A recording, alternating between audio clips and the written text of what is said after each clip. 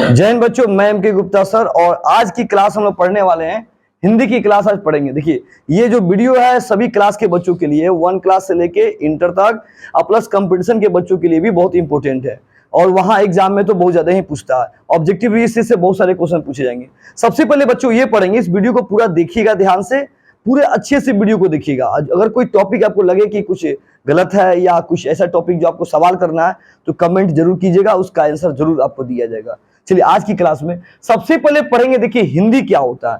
हम लोग बचपन से पढ़ते आए, हिंदी की किताबें ले लिए और पढ़ते आए हिंदी हिंदी हिंदी, किताब का क्वेश्चन आंसर लिखे। लेकिन आज हम लोग पढ़ेंगे हिंदी की कहानी कहां से है, हिंदी की उत्पत्ति कैसे हुई। इस भारतवर्ष में, जिस देश में हम लोग रहते हैं, उस भारतवर्ष में हिंदी भाषा कैसे आया, किस तरह से आया। चलो इसके बारे में हम लोग ध्यान से समझने की कोशिश करते हैं। सबसे पहले आपको बताते हैं, आज हिंदी साहित्य के जो जनक हैं उनका नाम है भारतेंदु हरिश्चंद्र।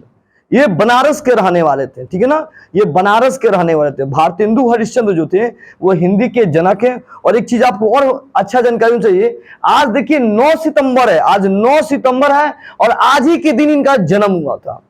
आज ही के दिन 9 सितंबर है, आज 9 सितंबर से 2024 चल रहा है, लेकिन आज ही के दिन हमारे हिंदी के महान साहित्यकार, हिंदी के महान साहित्यकार भारतेंदु हरिश्चंद्र का जन्म हुआ था, बाबू याद रखना। और इनका जन्म 1850 में बनारस में हुआ था। इनकी जो मृत्यु हुई थी 6 जनवरी 1885 को हुई थी। लेकिन ऐसा ये 35 साल की अवस्था में, 35 साल की अवस्था में इनकी मृत्यु हुई थी। बहुत ही कम समय में इनकी मृत्यु हुई, मात्र 35 वर्ष की अवस्था में। ये हिंदी गद्य के महान लेखक थे।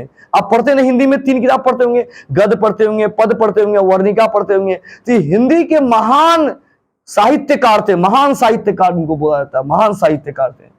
हिंदी भारत की एक राजभाषा है। हिंदी जो है भारत की एक राष्ट्रभाषा बोलो, एक राजभाषा बोलो, ठीक है ना। 14 सितंबर 1949 ईस्वी को हिंदी को भारत की राजभाषा के रूप में स्वीकार किया गया था। 14 सितंबर 1949 को, अब याद रखना है आपको। और पूछा जाएगा हिंदी दिवस कब मनाया जाता है, इसी दिन हिंदी दिवस मनाया जाता है, ये भी याद रखना है। जीके का एक क्वेश्चन आ गया आपको कि 14 सितंबर 1949 को हिंदी को राजभाषा के रूप में पूरे भारतवर्ष में स्वीकार किया गया था। अब इसके बारे में और अधिक जानकारी लेना है तो पॉलिटी के अंदर आपको प्रवेश करना पड़ेगा कि हिंदी भारत में कैसे आया। ये पॉलिटी में हम लोग को जाना पड़ेगा, जो अभी हम लोग हिंदी पढ़ रहे हैं और हिंदी में ही टॉपिक सीखना है, जो भी जानकारी लेना है। हिंदी साहित्य के जनक देखिए यहां लिखा गया भारतेंदु हरिश्चंद्र। खंड काव्य के रचयिता देखिए नागा अर्जुन लिखा गया, ये नागा अर्जुन लिखा गया। ये भी बहुत महान शख्स थे, हिंदी के महान विद्वान ये भी थे, नागा अर्जुन, नागा अर्जुन। खंड काव्य का मतलब जानते हैं क्या होता है, कविता बोलते हैं। जिससे हम लोग कविता जो दोहा पढ़ते हैं ना, दोहा कविता पढ़ते हैं, तुम चंदन हम पानी जाके बरे दिन राती, ठीक है, ऐसे जो हम लोग पढ़ते हैं, ये हो गया ना आपका काव्य खंड हो गया। और इस काव्य खंड के जो रचयिता है, जो जनक है, वह नागा अर्जुन है। तो हमने क्या देखा, हिंदी के जनक कौन है, हिंदी के जो जनक जो है उनका जन्म कब हुआ, उनकी मृत्यु कब हुई, ये कहाँ के रहने वाले थे, ये तो देखिए। और आज ही के दिन इनका जन्म भी हुआ था, मात्र 35 वर्ष की अवस्था में इनकी मृत्यु हो गई थी। अब हम नेक्स्ट टॉपिक में ये देखेंगे कि हिंदी का कहानी। अब देखिए हम लोग हिंदी के बारे में सीखें कि हिंदी के इतिहासकार कौन है, हिंदी के जनक कौन है। अब हम लोग पढ़ेंगे, देखिए हिंदी में हम लोग पढ़ेंगे भाषा। आप सभी बच्चे जानते हैं कि हिंदी में हम लोग व्याकरण पढ़ते हैं, व्याकरण किसे कहते हैं, भाषा किसे कहते हैं, वो सारी नॉलेज करेंगे। व्याकरण के प्रत्येक पार्ट बाय पार्ट हम लोग सीखेंगे। लेकिन अभी हम लोग जानकारी लेंगे सबसे पहले भाषा क्या होता है। हर एक देश की अपनी अपनी क्या होती है, एक भाषा होती है। तो सबसे पहले ध्यान देते हैं भाषा क्या है। देखिए जो हम भाषा भी हम बोल रहे हैं, ये मेरा हिंदी भाषा है। कोई भोजपुरी बोलता है, कोई मैथिली बोलता है, कोई कन्नड़ बोलता है, कोई तमिल बोलता है, कोई मराठी बोलता है, कोई मद्रासी बोलता है। तो जो भाषा है ना, ये भाषा क्या है, तो ये भाषा जो ये भाष शब्द से बना हुआ है। और ये भाष शब्द आया कहां से, तो संस्कृत शब्द से आया हुआ है। भाषा किससे बना है, तो भाष शब्द से आया है। अब भाष जो है, भाषा भाष से बना है। और भाष किस शब्द का है, तो संस्कृत शब्द का है। और भाष का मतलब होता क्या था, प्रकट करना। अब क्या प्रकट करना, अपने भावों को प्रकट करना, अपने विचारों को प्रकट करना। अब विचार कैसे प्रकट करेंगे, तो किसी के सामने मुंह से बोलकर प्रकट करेंगे, किसी के सामने लिखकर प्रकट करेंगे, किसी के सामने इशारा करके प्रकट करेंगे, ये हो गया विचार। अब भाव का मतलब क्या, किसी के साथ अपना भाव कैसे व्यक्त करेंगे, अच्छा भाव, खराब भाव, तो ये भाव हो गया। आपकी अच्छाई के बारे में, बुराई के बारे में बात हो रही है। ठीक है ना, ये भाषा हो गया। और एक चीज आपको और जानकारी होना चाहिए, जिस व्यक्ति के पास भाषा नहीं है वो व्यक्ति पशु के समान है। देखिए कैसे, आप किसी जानवर के देखे होंगे, वो एक भाषा बोलता है और एक ही भाषा में सब उसी आवाज में बात करते हैं। लेकिन मनुष्य क्या होता है, भाषा को समझते हैं, भाषा के अनुसार काम करते हैं। कोई आदमी कोई भाषा बोला तो उसकी इशारा से समझकर वो अपना अच्छा काम करता है, ये भाषा हो गया। जिस व्यक्ति को भाषा नहीं आएगा वो व्यक्ति क्या है, पशु के समान है। तो हमने देखा अभी भाषा के बारे में, क्या भाषा कंप्लीट कर चुके हैं। अब देखेंगे, देखिए कि भारतवर्ष में हिंदी आया कब और कैसे आया, इसको ध्यान देते हैं। देखिए पूरा प्रमाणित है, पूरी इतिहास में यह प्रमाणित है कि पूरा भारतवर्ष जो है, पूरा भारतवर्ष वो संस्कृत भाषा बोलता था। अब यहां से थोड़ा कहानी आ रहा है, खूब ध्यान से सुनने की कोशिश कीजिएगा। देखिए हमारी भारत में जो वैदिक सभ्यता थी, ये 1500 ईसा पूर्व से, माने ईसा मसीह के जन्म के 1500 साल पहले और 1000 ईसा पूर्व तक हमारे भारत में वैदिक सभ्यता थी। और वैदिक सभ्यता में कौन सी भाषा बोली जाती थी, तो संस्कृत भाषा बोली जाती थी। ये बात याद रखना है आपको, संस्कृत भाषा। जो भाषा की उत्पत्ति कहां से हुई, ऋषि मुनियों से हुई। संस्कृत भाषा की उत्पत्ति कहां से हुई, तो ऋषि मुनियों से हुई। ये बात आपको याद रखना है सबसे पहले। दूसरा, अब इस वैदिक सभ्यता जाने के बाद देखिए यहां से लेंगे हम लोग 1000 ईसा पूर्व से अब 500 ईसा पूर्व कौन आया, तो लौकिक सभ्यता आया, लौकिक सभ्यता आया।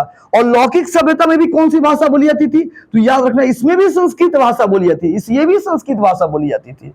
लेकिन सभ्यता में कुछ परिवर्तन हुआ, लोगों में परिवर्तन हुआ, सभ्यता में परिवर्तन हुआ, ठीक है। अब लौकिक सभ्यता जाने के बाद क्या आया, तो बौद्ध धर्म आया, बौद्ध धर्म आया। ये बौद्ध धर्म के लाया, तो बौद्ध धर्म भगवान बुद्ध ने लाए थे। और भगवान बुद्ध ने कौन सी भाषा के बारे में बताया, तो इन्होंने पाली भाषा लाया, पाली भाषा। और ये भाषा कब आया, 500 ईसा पूर्व से 1 ईस्वी तक, 1 ईस्वी तक कौन सी भाषा चली, पाली भाषा, जो भगवान बुद्ध ने दिया था। इनके जाने के बाद कौन भाषा, कौन धर्म आया, तो भारत में जैन धर्म आया, जो कौन सी भाषा बोली जाती है, प्राकृत भाषा बोली जाती है। और इसका टाइमिंग कब से, तो यहां से ले लीजिए 1 ईस्वी से 500 ईस्वी, अब पूर्व नहीं बोलना है, 500 ईस्वी कैलेंडर शुरू हो रहा है, कहानी यहां से याद रखिएगा। तो 500 ईस्वी में यहाँ पे प्राकृत भाषा बोले।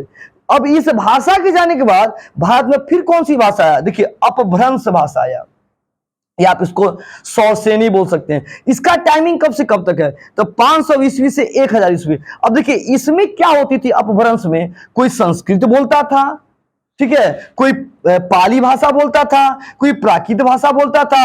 और इसी समय अरबी भाषा भी भारत में आया, 712 ईस्वी में आया, 712 ईस्वी में अरबी भाषा भारत में आया। और पारसी भाषा भी भारत में आया।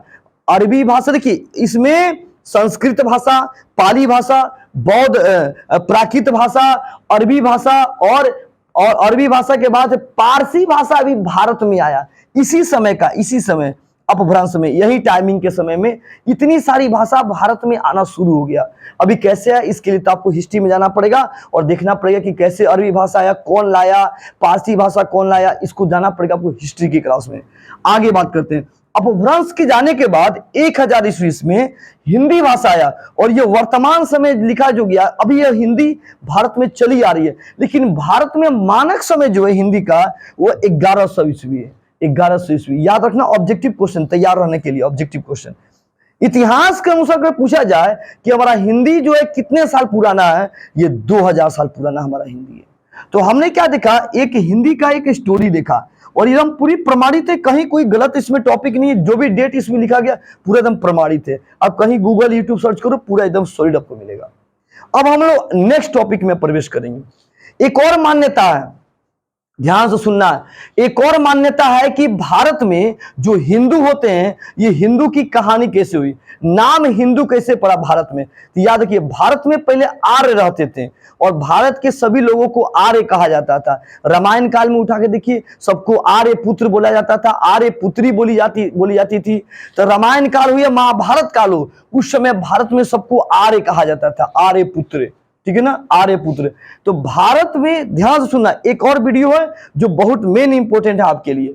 देखिए, भारत में एक प्राचीनतम नदी है, सिंधु नदी है। याद होना चाहिए आपको कि भारत में एक बहुत प्राचीन नदी है, सिंधु नदी। लोग कहता है गंगा नदी है, ब्रह्मपुत्र नदी है, सरस्वती नदी है। जी नहीं, सबसे प्राचीन नदी भारत की है तो सिंधु नदी है। आप ऋग्वेद काल उठा के देखिए, 4 वेद है, ऋग्वेद, यजुर्वेद, सामवेद, अथर्ववेद। उसमें ऋग्वेद में लिखा है कि सबसे प्राचीनतम नदी जो है हमारा सिंधु नदी है बाबू, सिंधु नदी, याद रखिएगा। तो भारत में एक प्राचीनतम नदी सिंधु नदी है। ये सिंधु नदी कहां से बहती है? तो ईरान से होकर बहती है, याद रखना है, ईरान से होकर बहती है। और ईरान का पुराना नाम क्या? पर्सिया है। और जो ईरान में जो लोग रहते हैं ना, वहां पे कौन सी भाषा बोली जाती है? तो पारसी या फारसी भाषा बोली जाती है, ये बात याद रखना। तो अब सुनेंगे, जो ईरान के लोग जो थे ना, उस सिंधु नदी के माध्यम से, सिंधु नदी के द्वारा, मतलब सिंधु नदी में नाव से चलकर आए भारत में। और क्या बोले कि यहाँ जो लोग रहते हैं वो आ रहे हैं इस नदी के किनारे। कौन नदी? सिंधु नदी के किनारे जो लोग रहते हैं वो आ रहे हैं। सिंधु नदी के किनारे जो लोग रहते हैं क्या है? आ रहे हैं। और उन्होंने इस आर्य का नाम बदलकर यहाँ के रहने वालों का नाम क्या रखा? देखिए ध्यान से, इन्होंने स का नाम, जो ईरान वाले लोग थे ना, जो ईरानी थे, ईरान बोलो या ईरानी बोलो या पारसी बोलो या फारसी बोलो, तो ये लोग स को क्या बोलता था ना, देखिए यहां से ध्यान से सुनिएगा बढ़िया से। जैसे हम लोग हिंदू बोलते ना, हिंदू, तो स को ह बोलता था, तो और थ को ये त बोलते थे, द और ध को ये द बोलते थे, प और फ को आप प बोलते थे। ये तो देखिए, अब इसको बदल कन्वर्ट करते हैं, सिंधु। तो स के जगह पे हम क्या लिखेंगे? ह। और ध के जगह पे क्या लिखेंगे? द। ध के जगह पे देखिए यहाँ पे द।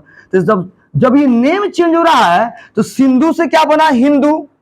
और जो हिंदू है बाद में उसको क्या बोला गया? हिंदवी। और हिंदवी से बाद में क्या आया? हिंदी। यानी यहाँ के जो लोग रहते हैं वह कौन है? हिंदू। और कौन सी भाषा बोलते हैं? तो वह हिंदी भाषा बोलते हैं। ये बात किसने बताया? ये बात ईरान के लोगों ने बताया। ये बात को याद रखेंगे बब्बू, कि ईरान के लोगों ने कहा कि जो सिंधु नदी के किनारे जो लोग रहते हैं वो आर्य हैं, और उस आर्य से इन्होंने क्या किया? आर्य को हटा के सिंधु नाम से हिंदू बनाया। और जो हिंदू हैं वो क्या बोलते हैं? हिंदी बोलते हैं। तो आज की क्लास में हमने देखा कि हिंदी की उत्पत्ति कैसे हुई, क्या हुई, कैसे, इसके बारे में पूरा स्टोरी समझा के बताया गया आपको। रुके रहिएगा। अब हम लोग अगले टॉपिक में देखते हैं लिपि क्या होता है। थोड़ा ध्यान से उसको समझिए। देखिए, लिपि, आप एग्जाम देने जाते होंगे तो आप पूछता है कौन सी लिपि में आपका एग्जाम है? देवनागरी लिपि में आप लिखते होंगे। तो देवनागरी लिपि के बारे में हम लोग थोड़ा समझेंगे ध्यान से। देखिए, भाषा को लिखने के लिए एक चिन्ह की आवश्यकता होती है, जिसे हम क्या कहते हैं? लिपि कहते हैं। कोई भी भाषा को लिखना आते है, उसको लिखने के लिए चिन्ह की आवश्यकता होती है, एक मार्क की आवश्यकता होती है, उसे हम लिपि कहते हैं। और हमारी जो लिपि है कौन है? देवनागरी लिपि है। लेकिन देवनागरी लिपि में कौन को लिपि होता है? तो हिंदी और संस्कृत आते हैं, लेकिन ज्यादा प्रचलन किसका है? तो हिंदी का प्रचलन है। अब लिपि के बारे में हम आपको अलग से, हम आपको एक क्लास में आपको बताएंगे कि लिपि जो है कहां से उद्भव हुआ। तो राजस्थान से हुआ, राजस्थान से लिपि का उद्भव हुआ। इसको अगले वीडियो में देखेंगे, लिपि की पूरी स्टोरी के बारे में। आज बच्चों हम लोग 9 सितंबर 2024 को आज हिंदी की क्लास में हिंदी की कहानी पढ़े। हिंदी का कहाँ से आया, कैसे आया। आप सभी बच्चे बचपन से पढ़ते आए होंगे हिंदी के बारे में कि हिंदी की उत्पत्ति कैसे हुई थी। सब नहीं पढ़ाया गया होगा, बस आपको बुक के बारे में नॉलेज दिया गया होगा। संधि, समास ये सब पढ़े होंगे, वर्णमाला, वर्ण क्या, स्वर, व्यंजन। लेकिन ये आज तक नहीं पढ़े होंगे कि हिंदी के जनक कौन है, हिंदी कहाँ से आया, कैसे आया, उसकी उत्पत्ति कैसे हुई, भाषा की उत्पत्ति कैसे हुई। आज हमने बहुत अच्छी जानकारी हासिल किया। और आप इसको, जो YouTube चैनल चलता है उस YouTube चैनल का नाम है MK गुप्ता सर। आप उसको जरूर लाइक, शेयर, सब्सक्राइब कीजिए और कमेंट के जरूर लिखिए। अगर कोई टॉपिक समस्या है तो कमेंट में जरूर लिखिए। आप वहां पे अगर आपको कोई समस्या है तो उस सारे सवाल का आपको जवाब बहुत बेहतर तरीका से दी जाएगी। सही बच्चों को जय हिंद।